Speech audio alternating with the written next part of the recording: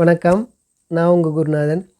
இந்த பதிவில் நம்ம என்ன பார்க்க போகிறோம் அப்படின்னா, ஆடிப்பூரம் 14/8/2026 சிறப்பான ஆடிப்பூரம் இருக்குது.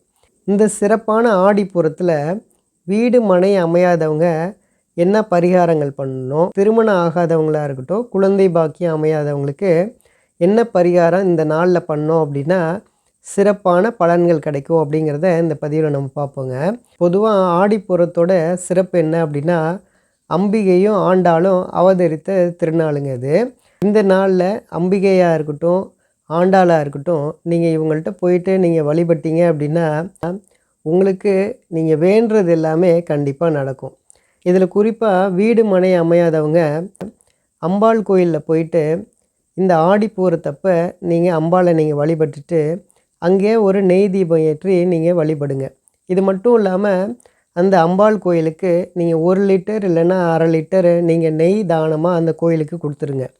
இது மட்டும் இல்லாமல் அந்த கோயிலில் இருக்கக்கூடிய தலை விருட்சத்தை நீங்கள் 9 முறை சுற்றி வாங்க. இது மாதிரி நீங்கள் செஞ்சிட்டிங்க அப்படின்னா அடுத்த ஆடிப்பூரத்துக்குள்ளே உங்களுக்கு வீடு மனை அமைஞ்சிருங்க. அடுத்ததாக திருமணம் ஆகாத இளைஞர்களாக இருக்கீங்க அப்படின்னா இந்த ஆடிப்பூரத்தப்போ நீங்கள் விரதம் இருந்து அன்னைக்கு இரவு கோயிலில் நடக்கக்கூடிய பள்ளியறை பூஜையில் நீங்கள் கலந்துக்குங்க. அந்த பள்ளியறை பூஜைக்கு தேவையான மலர்களாக இருக்கட்டும், பாலாக இருக்கட்டும், வாசனை திரவத்தை அந்த கோயிலுக்கு நீங்கள் வாங்கி கொடுங்க.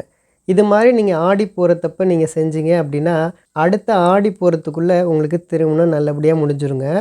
அடுத்ததாக திருமணம் ஆகாத பெண்களாக இருக்கீங்க அப்படின்னா ஆண்டாளுடைய சன்னதிக்கு போயிட்டு வாரணமாயிரம் நீங்கள் படிங்க. இதை நீங்கள் படிச்சிங்க அப்படின்னா கண்டிப்பாக அடுத்த ஆடிப்பூரத்துக்குள்ளே உங்களுக்கு திருமணம் நல்லபடியாக முடிஞ்சிருங்க. அடுத்ததாக குழந்தை பாக்கியத்துக்காக வெயிட் பண்ணிகிட்ருக்கக்கூடியவங்க அம்பாள் கோயிலுக்கு போயிட்டு நீங்கள் வளையல் நீங்கள் கோயிலுக்கு நீங்கள் தானமாக வாங்கி கொடுங்க. அதே போல் கோயிலில் உங்களுக்கு பிரசாதமாக கொடுக்கக்கூடிய நீங்கள் வளையலை நீங்கள் போட்டுக்குங்க. இது நீங்கள் செஞ்சீங்க அப்படின்னா கண்டிப்பாக அடுத்த ஆடிப்பூரத்துக்குள்ளே உங்களுக்கு கண்டிப்பாக குழந்தை பாக்கியம் அமைஞ்சிருங்க. அடுத்ததாக ஒரு சில பேருக்கு பல விதமான நீங்கள் ட்ரீட்மெண்ட் எடுத்துகிட்டு இருந்திருப்பீங்க. குழந்தை பாக்கியம் அமையவே இல்லை அப்படின்ட்டு நீங்கள் ரொம்பவே வருத்தப்பட்டுட்ருக்கீங்க அப்படின்னா திருக்கருகாவூர் போயிட்டு அங்கே இருக்கக்கூடிய கர்ப்ப ரட்சாம்பிகையை நீங்கள் வழிபட்டுட்டு வந்தீங்க இந்த ஆடிப்பூரத்தப்போ அப்படின்னா கண்டிப்பாக உங்களுக்கு அடுத்த ஆடிப்பூரத்துக்குள்ளே கண்டிப்பாக உங்களுக்கு குழந்தை பாக்கியம் அமையுங்க.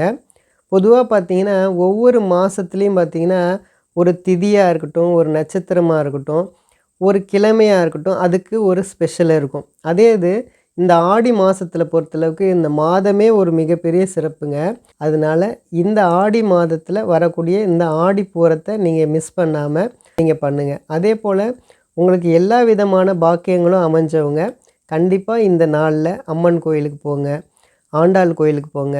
அங்கே நீங்கள் வளையல்லாம் நீங்கள் கோயிலுக்கு நீங்கள் தானமாக கொடுங்க. அதே போல் அங்கே கொடுக்கக்கூடிய வளையலையும் நீங்கள் வாங்கி உங்களுடைய கைகளில் நீங்கள் மாட்டிக்குங்க பெண்களாக இருக்கீங்க அப்படின்னா. இது உங்களுக்கு கர்ப்பப்பை பிரச்சனையாக இருக்கட்டும், உங்களுடைய சந்ததி விருத்திகளுக்கு, உங்களுடைய வருங்கால சந்ததிகளுக்கும் இது மிகப்பெரிய நன்மைகளும் கண்டிப்பாக கொடுக்குங்க. நம்புங்க, எல்லாமே நல்லதே நடக்குங்க. நன்றி நன்றி நன்றி.